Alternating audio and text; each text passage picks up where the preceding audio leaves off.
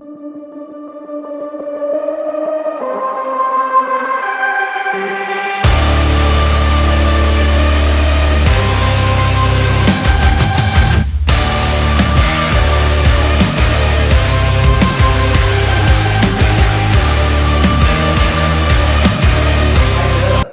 முதல் நாள் இருக்கோம்.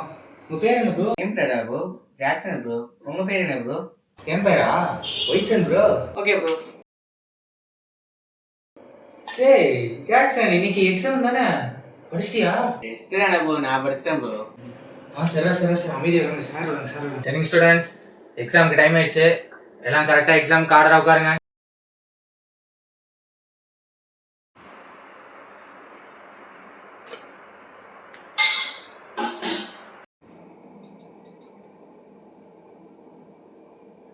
எக்ஸாம் எப்படி எழுதியிருக்க? இது கொஞ்சம் டஃப்பான மாதிரி இருந்துச்சு. அதெல்லாம் எழுதியிருக்க? எக்ஸாம் தானே, நல்லா இருக்கேன். என்ன ஒன்றுனா ஒரு 1 மார்க் தப்பா இல்லைட்டேன். அந்த 1 மார்க்கில் 100 மார்க் எடுக்கும். நான் இன்னொருக்குமா போனேன். ஆனால் அந்த 1 மார்க்கில் 1 மார்க் போயிடுச்சு. 99 தான். நீ எப்படி எழுதியிருக்க? நானா எழுதியிருக்கிறேன். ஓகே, ஒரு நல்ல மார்க் வந்துடும். பேப்பர் வரட்டும், பார்ப்போம். ஸ்டூடெண்ட்ஸ் பரவாயில்ல, எல்லாம் நல்ல எக்ஸாம் சூப்பராக எழுதிருக்கீங்க. ஓகே, நான் இப்போ ஒவ்வொருத்தராக நேம் சொல்லுவேன். ஒவ்வொருத்தராக லைனாக வந்து அப்படியே கரெக்டாக என்கிட்ட வந்து பேப்பர் கலெக்ட் பண்ணிக்கோங்க. ஓகே ஜாக்சன், சூப்பர், நல்லா எழுதிருக்க. இன்னும் நிறையா ட்ரை பண்ணி இன்னும் அதிக மார்க் எடு. Okay, thank you sir. ஒயிட்சன், கொஞ்சம் மார்க் கம்மியாக இருக்குது. என்ன மிஸ்டேக்குன்னு பார்த்து இன்னும் அடுத்த வாட்டி கொஞ்சம் இன்னும் பெட்டராக பண்ணு. Okay, thank you sir. இந்த எக்ஸாமில் எவ்வளோ மார்க்குடா? எக்ஸாம் தானே, அதான பேப்பர் இருந்தால் நானே எக்ஸாம் எழுதானே சொன்னேன். ஒரு 1 மார்க் தப்பாயிடுச்சு. 99 வந்திருக்கு, அவ்வளோதான். இது சென்டதுக்கு 1 மார்க் மிஸ் ஆயிடுச்சா? சரிடா. நீ எவ்வளோ மார்க்டா? நானா உன்னோட கொஞ்சம் கம்மி தான்.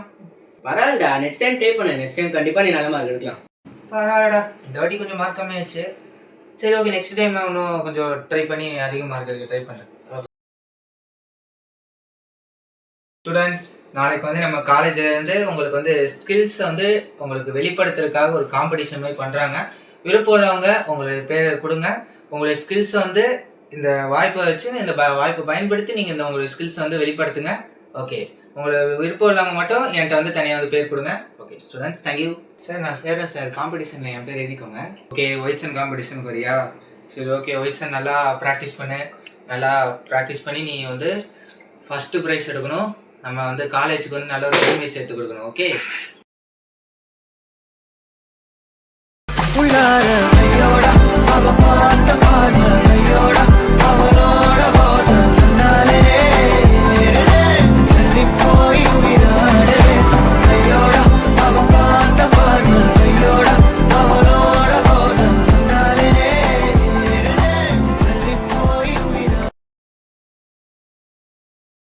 கிராஜுவேஷன் நிகழ்ச்சிக்கு கலந்து வந்திருக்கிற ஒவ்வொரு parents and professors and students உங்கள் ஒவ்வொருத்தருக்கும் அன்பான வணக்கத்தை தெரிவித்து இந்த நிகழ்ச்சிகளை கடந்து போகலாம்.